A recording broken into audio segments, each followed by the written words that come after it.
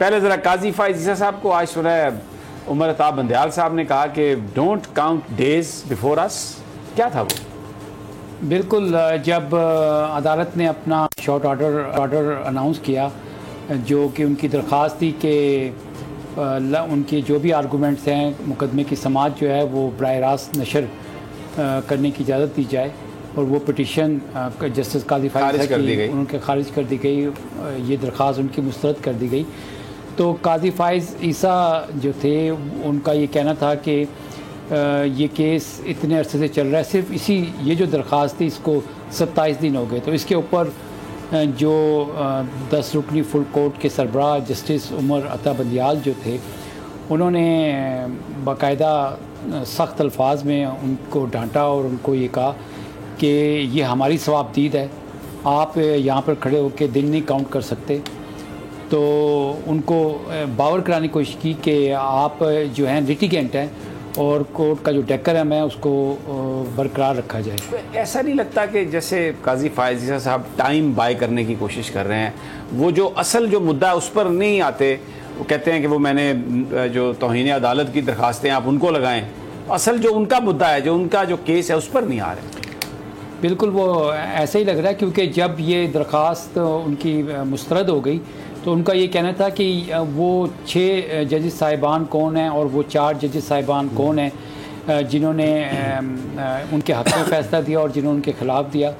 तो अदालत ने उनको बताया कि तफसीली फ़ैसला जो है वो जल्द जारी कर दिया जाएगा, तो आप देख लेंगे, आपको पता चल जाएगा। लेकिन उनका कहना ये था कि नहीं, मैं देखना चाहता हूँ ताकि मैं फिर ये फ़ैसला करूँगा कि मैंने रिव्यू करना है, दायर करना है कि नहीं करना। तो इससे ये लगता है कि जबकि अदालत की उनको कह रही थी कि आप अपने दलाइल शुरू करें अपने जो असल केस है उसके ऊपर, लेकिन वो उस पर नहीं आ रहे थे, और उससे ये लग रहा था कि वो डिलेइंग टैक्टिक्स के तहत जो है जैसे 27 दिन पहले उनकी स्ट्रेटजी ऐसा लग रहा है कि वो चाहते हैं कि थोड़ा ताख़ीर हो जाए, जी, लंबा भी हो जाए, और दूसरा ये कि जिस तरह सुना है कि इस असना में भी शुनीद है कि सुप्रीम जुडिशल काउंसिल की मीटिंग भी हो रही है, उसमें जस्टिस उमर अताब बंदयाल ने तो रिक्यूज़ कर लिया अपने आप को।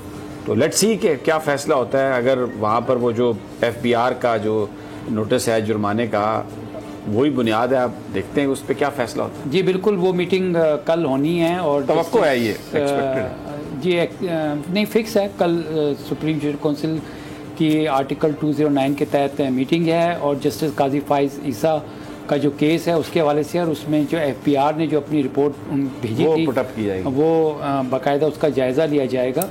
और इसमें क्योंकि उमर अता बंदयाल इस तरफ केस की समाअत कर रहे थे, तो इसलिए उन्होंने अपने आप को रिक्यूज़ कर लिया उस 5 उससे। अब जो नेक्स्ट सीनियर मोस्ट जज होंगे सुप्रीम कोर्ट के, वो उनकी जगह पे इसमें बैठेंगे। ठीक हो गया जी। अच्छा, अब मैं थोड़ा सा जो PDM के इजलास में भी आज बड़ी वो मौलाना साहब को बड़ा नून लीग ने घेरने की कोशिश की, लेकिन जो इत्तलात हैं वो ये है कि नून लीग अकेली रह गई, और वो जो 6-7 पॉलिटिकल पार्टीज़ थी वो एक साइड पे हो गई मौलाना की ज़ेर क़यादत, और बहुत सारी जो ख्वाहिशात थी नून लीग की आज पूरी शायद खाकान अब्बासी साहब की मौलाना साहब ने पूरी नहीं की, और वो मैं बताता हूँ पूरी तफसील से आपको। लेकिन उससे पहले ना, कहा जाता है कि अगर आपको वादा करो तो उसको पूरा करो, एक तो ये चीज़ बड़ी अहम है। दूसरा, वक्त के साथ साथ लोगों के नज़रियात कैसे बदलते हैं। पहले आप जब आप ऑपोजिशन में हैं तो आप क्या कहते हैं, ज़रा शेख रशीद साहब का उनकी एक गुफ्तगू ज़रा प्ले अप कर दें। वो लीग को बड़ा डरा धमका रहे हैं तहरीक लब्बैक का नाम लेके, ज़रा वो सुन लें वो क्या फरमा रहे हैं। मैं हुकूमत को आखिरी वार्निंग देना चाहता हूं, वरना इस मुल्क में लब्बैक या रसूल अल्लाह की ऐसी तहरीक चलेगी, अकल के नाखन ले लें, वरना ये तमारी हुई लूटी हुई दौलत भी काम नहीं आएगी, ये फरसूदा निजाम को भी आग लगा देंगे, और उस सारी सोचों का पाकिस्तान में जिंदा रहना मुश्किल कर देंगे, हम मर मिटेंगे। मैं हुकूमत को आखिरी वार्निंग देना चाहता हूं। ये आपने सुना शेख रशीद साहब ने क्या कहा। अब शेख रशीद साहब ने आज गुफ्तगू की है, जरा वो गुफ्तगू सुन ले, वो क्या फरमा रहे हैं। सर, पूरा मुल्क जो है, स्पेशली तौर पर पंजाब जो है इस वक्त बंद है, और वहाँ पर पुलिस को इस वक्त जो है वो पड़ रही है, मार पड़ रही है। तो अब उस हवाले से ये तो ना कहीं किसी को मार पड़ रही है, सब हालात ठीक हो जाएंगे इंशाल्लाह। क्या फैसला क्या हुआ है सर? कोई फैसला, कोई रिहाई का कोई फैसला हुआ है? किसी की रिहाई का कोई फैसला। किसी की रिहाई नहीं होगी, कोई फैसला नहीं होगा और सब मुल्क ठीक हो जाएगा। ये आज क्योंकि वो इक़्तिदार में है, ताकत में है, वज़ीर दाखिला हैं, फुल ताकत। आपको पता है ना, वज़ीर दाखिला के कमरे में तो आपको पता है बड़ा एक ज़बरदस्त माहौल होता है। और वैसे भी आप जब जाते हैं कराची में जाएं तो रेंजर्स भी आपको सलामी देते हैं, तो वो बंदा बड़ा बाख्तियार लगता है। अच्छा, फिर एक और बात, आप जो किसी से वादा करते हैं वो तो आपने पूरा करना है ना। अब एक अगर दो जमातों के माबाइन, दो ताकतों के दरमियान कोई एक हुकूमत है एक तरफ और एक तरफ लब्बैक है या कोई दूसरी जमात, अगर आपने एक मुआहदा कर लिया है तो आपने उस पर अमल दरामद तो करना है ना। और अगर उस पर आप अमल दरामद नहीं कर सकते तो आप दूसरे फरीक से आके कहेंगे कि यार अभी मैं अमल दरामद नहीं कर सकता, मुझे इसमें कुछ मदद दो, मेरे से कुछ बात करो। ये तो करेंगे ना कि आप बिल्कुल मेरे साथ अगर आपका मुआहदा तो मुझे आप लिटा के मेरे ऊपर चढ़ जाएंगे और घोंसे मारने शुरू कर देंगे। तो मैं आपको वज़ीर आज़म साहब की एक गुफ्तगू सुनवाता हूँ। जी प्लीज़। टीम इनके साथ TLP के साथ बात कर रही है और हमने ये फैसला किया, मुआहदा हो गया कि जो इन्होंने अपनी डेट दी हुई थी फरवरी की, ये चली गई 20 अप्रैल के ऊपर। और 20 अप्रैल के बाद मुआहदे के तहत हम पार्लियामेंट के अंदर ये जो इनकी डिमांड्स हैं वो रख देंगे।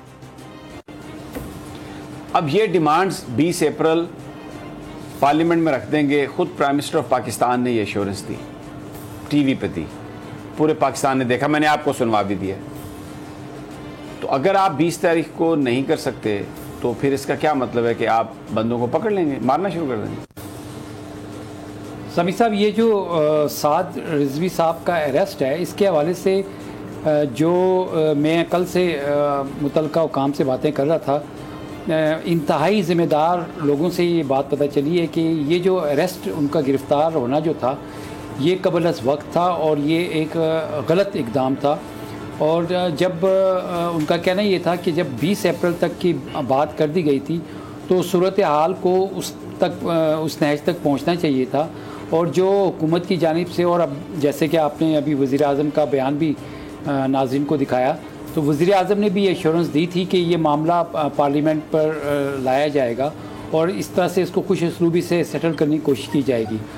उससे कबल जो है ये इस तरह की सूरत हाल, उसकी जिम्मेदारी तो फिर जिसने ये किया उसी पर आती है।